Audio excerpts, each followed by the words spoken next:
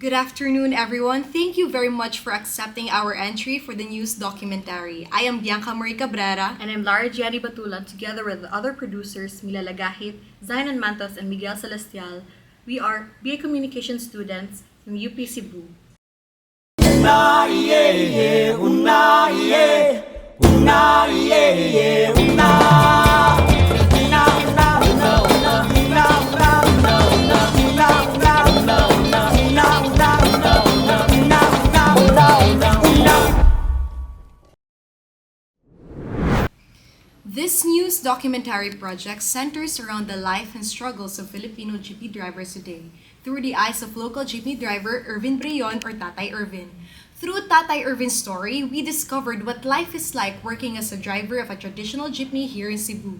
His long hours, his typical income, how he divides expenses, and how he provides for his family. Along with Tatay Irvin's story, our project also supplements his everyday narrative with published data and statistics, as well as the perspective of a social scientist with knowledge on the nuances of the driver sector in the Philippines. Tatay Irvin's story is featured as an episode in Himamat, a broadcast show running 7 minutes per episode, hosted by Bianca Cabrera. It is entitled Himamat, which translates to encounter in Cebuano, as the show's main premise is about the encounters with everyday Filipinos, particularly in Cebu, as well as their stories and everyday lives. This project, an episode of Himamat, is entitled Sinsilyo lang, meaning coins only in English or barya lang in Filipino, focusing on an encounter with a traditional jeepney driver. The episode title is also a reference to what jeepney drivers usually say to their passengers when beginning their trip in the morning. Barya lang po sa umaga or sinsilyo lang sa. Additionally, it is also a reference to the wages of today's jeepney drivers, as we discovered in Tatay Irvin's story and our research data on how little they earn, hence, sinsilyo lang or merely coins. During the pre-production period of our documentary, there were escalated discussions on the mandate to phase out traditional jeepneys and to instead adopt their modern counterparts.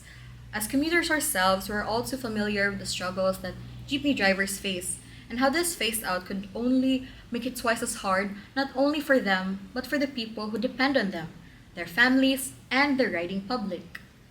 And so we realized, why not use this platform to highlight the struggles faced by our jeepney drivers in light of the impending phase-out? We traveled across Cebu City and asked around, which led us to meeting Tatay Irvin, a jeepney driver from the municipality of Barbon in the northern part of Cebu. We rode his jeepney and tagged along his daily routine as a jeepney driver, from preparing his jeep at their garage to driving in the humid and busy Cebu City until braving the 7 p.m. rush hour traffic. We exchanged conversations along the road, and there we learned that he's already been driving for 19 years, and that since then, it's been his only way of sustaining his children's education. Upon the interview, he shared how much he wanted his children to finish their studies, an opportunity that he and his wife had been deprived of when they were younger. Ako dahil si Ervin Brion, 47 years old. Nag-drive diri sa Cebu, mga almost 20 years na. Nag-start ko drive o pasero nga jeep 2003 hangtod karon. When he said that, we realized how broad and multi-layered the effects of the phase-out are and would be. For one, the phase-out could mean the loss of livelihood, a job that has meant long-time sustenance for one's family, in Tatay Irvin's case, 19 years. But for another, it could mean one being deprived of education, a basic human right that every child is entitled to. Through Tatay Irvin's story, we found out that despite the LTFRB's imposed minimum fare increase post-pandemic, the jeepney driver's profit rate has not changed due to the increase in prices of our goods and services. O ikumpara nimo karon, mas dako karon kita taas man ang kanang minimo ang plite. Pero sa paggasto, the same ra kay nitaas man sad ang presyo sa paliton. Murag ni times 2 man sad lisod. For a daily 26-kilometer, 10-hour drive from the municipality of Compostela to Cebu City, Tatay Irvin's profit can only range up to an average of 500 pesos daily. His 500 peso profit has to suffice for his family's everyday needs, a family of 5 with 3 children who are all studying in their elementary to high school years. According to the November 2022 data from the Ibon Foundation, a family of 5 needs around 2,000 pesos a day to afford a 3-day meal and live a comfortable life. This average family living wage is very far from Tatay Irvin's 500 pesos daily profit, far from affording essential necessities like food and health expenses, house rental value, water, electricity, gas, education, and other miscellaneous expenses. Tatay Irvin is only one of the many jeepney drivers in Cebu and the whole country who represents the situation of our entire transport sector. His story only shows how the government has not given enough attention to our transport sector and jeepney drivers like Tatay Irvin. With all the concerning issues already stated, we interviewed the political science expert Nino Olivar to discuss the factors affecting the existing social and economic situation of our jeepney drivers. To note, our jeepney drivers are not given the privilege to receive benefits from various agencies, unlike the ordinary workers who are entitled to SSS relief, health insurance, and work leave, among others. In a nutshell, the government nor their operators have a hold on them because of the inexistence of employee-employee relationship. Accountability, therefore, is nowhere to be found.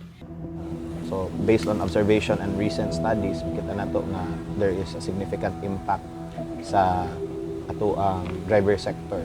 Daghan mga factors, no? Sa mata sa gobyerno, sa mata sa institution, ang kinabuhi ni Irvin is still above the supposed standard, no? So ironically, inana ang panglantaw sa naghimo o nag-implement sa atong balaod, which is very aloof from the reality ba. Ngayon ka nga, ang inana nga condition is not yet alarming. Despite the vital role of the transportation sector, the government still lacks solution to address the problems they all face. According to Olivar, all these boil down to the policies that have been created. The state should, take a step back and really analyze the conditions, sitwasyon sa ato ang mga tao. In order to address the issues at hand, the nation's policymakers must have consulted to their constituents to actually know their situations. This entails a research-based, objective, and scientific approach to know how to aid their daily average profit that does not even suit their daily expenses. He added the matter on jeepney phase-out pursuing the PUV modernization program that was also considered to be one of the grave reasons of the drivers' hardships. The documentary highlights how various individuals and groups, including the drivers from the transportation sector, have long been left behind by the government, manifested in the lack of relief aid and benefits entitled to them. Not to mention the wide gap between the living family wage and their average daily profit. Aside from raising our objective to recognize media as a tool to inform the public about the issues that they face, it is important to note how immersing with the masses can help amplify their calls and their current situations. Natian sa mga jeepney driver sama sa kantatay Irvin, usa sa mga pagpamatuod sa kakuwang sa pagtagad sa gobyerno sa mga importanteng sektor. Ang pagsakay sa publiko aron makaabot sa ilang destinasyon, wala halos mahatagi og bili. Hinaot nga sa pagpadayon ining administrasyon, dunggon ilang mga panawagan. Saktong suporta ug pagtagad sa ilang panginhanglanon dili lang sa mga jeepney driver, lakip na sa tanang ordinaryong Pilipino ang gipaabot. Ako si Mila Lagahit ug sila akong nakahimamat.